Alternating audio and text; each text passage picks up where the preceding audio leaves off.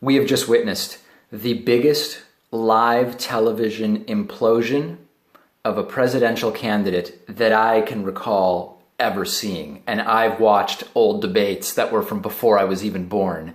Donald Trump just completely imploding, seemingly at the beginning of the debate, sort of a somber and depressed Donald Trump. And then it became very clear that he was angry and he was uncomfortable and he was angrily pacing behind Hillary Clinton and he was saying things that don't make any sense. And as soon as the debate opened with the question about the pussy grabbing leaked audio videotape, you knew Trump at some point was going to talk about Bill Clinton and his sexual encounters, and he did. And Hillary Clinton, as a seasoned debater, did absolutely fine in not taking the bait and did very, very well there. But Donald Trump completely imploded on that. And I mean, just everything about this is surreal. Melania Trump wore a shirt that is it's reportedly called the Pussy Bow, and the campaign has put out a statement saying she was wearing the Pussy Bow. But it wasn't any kind of deliberate thing, any kind of statement that was being made. Absolutely bizarre. Now, just so I don't get accused of just saying how fantastic Hillary did, because believe me, I'm no fan of many of Hillary Clinton's ideas, but she did absolutely crush Trump. I mean, it was a beating in this debate. Trump's strongest moment was when he said to Hillary Clinton, hey, why didn't you change the tax loopholes that you're mad at me for using? You were a senator and you didn't change those. Now, she did eventually come back and say, I voted to change the carried interest loophole, I believe it was, or a different one. And we'll get into detail on the show about what that loophole is.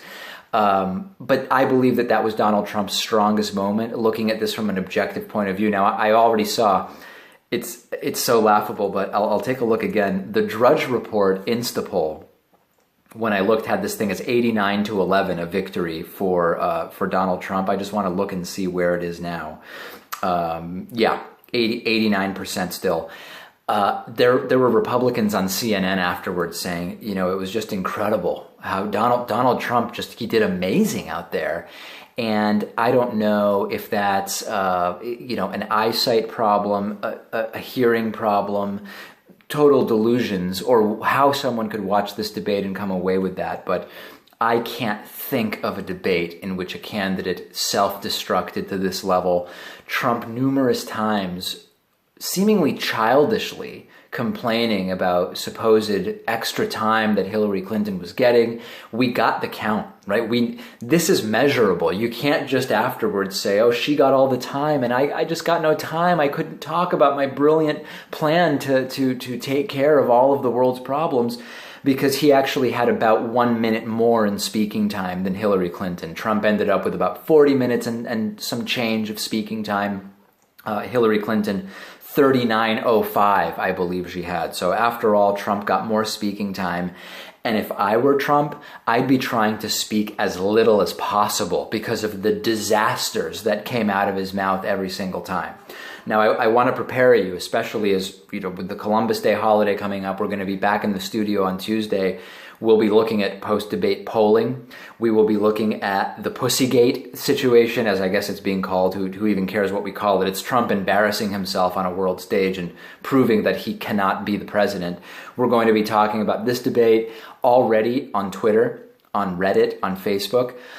The right-wingers are angry. They're angry with me. They're angry with me merely for pointing out that Donald Trump has completely imploded and self-destructed. They are truly and really, really angry. And you need to be prepared, if you're on social media, that they recognize that this is just not good. Kayleigh McEnany, this young woman who's been a big Trump supporter on CNN throughout, not an official surrogate that I can recall, but just a supporter of Trump, she looked white as a ghost, right? I mean, there was no amount of makeup that they could put on her to make her not be white as a ghost when she was brought on to try to somehow defend the Donald Trump pussy comments. Tonight, when she was brought on, she had to concoct some way in which this was actually a good debate for Donald Trump. I said it yesterday in my commentary. I just don't know how Donald Trump comes away winning this thing.